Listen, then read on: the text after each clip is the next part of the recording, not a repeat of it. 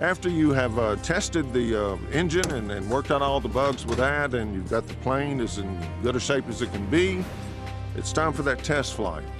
But again, you don't make it the first time. There's always a second time that you can try. We got the airplane out yesterday and got the first run done on the engine, and it ran fine. We did a cycle check on the propeller, and when we were cycling, it developed a pretty good oil leak.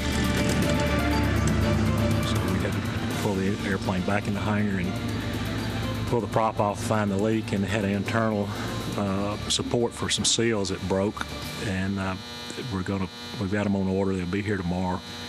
Get the prop put back together and back on the airplane, get it back out, and do another run on it, and hopefully fly. With the bottom blade, and just come in. There's no frustration, only passion and patience. Like marriage vows spoken nearly 3 years ago. The chapel, a hangar at Martin Aviation.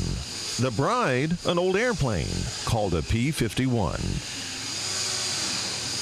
During the restoration, we de-skinned the airplane, took all the skin off the fuselage for corrosion inspection and cleanup, and repainted and primed, built all new hydraulic lines, overhauled all the hydraulic systems, new electrical wiring. Just completely went through the whole airplane from one end to the other, and just, it's almost like a new airplane, except for the age of it, I suppose, of the frame itself. With a hammer for the seal, but hands for the cone. A stubborn sputter is silenced. An old model Singer never sounded so smooth.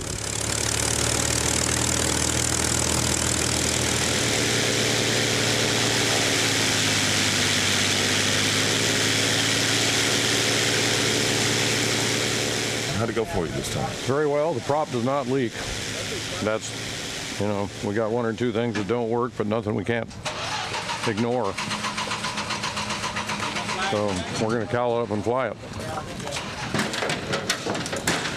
As the cowling is fitted and placed for flight. This is the last piece, and then we're going flying.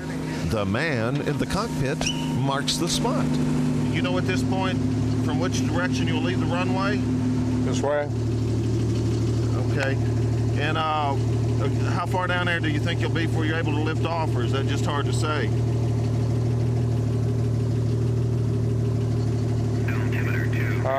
Just before that next taxiway with the yellow sign. Like a mirage at a distance, then throttle to fly. Next time you break it down there, I got a little bit of a problem. I see a little smoke too.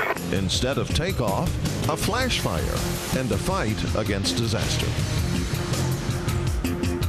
Well, we got a call in. The pilot was experiencing smoke in the cockpit. And at that point, he called for a fire extinguisher. So I headed down in the truck. Y'all want to lay those panels in the back of the truck and I can take them over? Y'all got it? All right, down there. When I got down there, I saw smoke coming from out of the side of the front of the nose of the plane. And as they started taking panels off of it, it was smoking, and I heard a guy say that the wire was burnt in the inside of it. The injury appears superficial, but enough to call the game, though it limps from the field with victory in mind. The same place, another date, but the time yet unknown. We think the starter relay stuck, kept the starter engaged after it cranked up, and eventually got hot and melted some wires.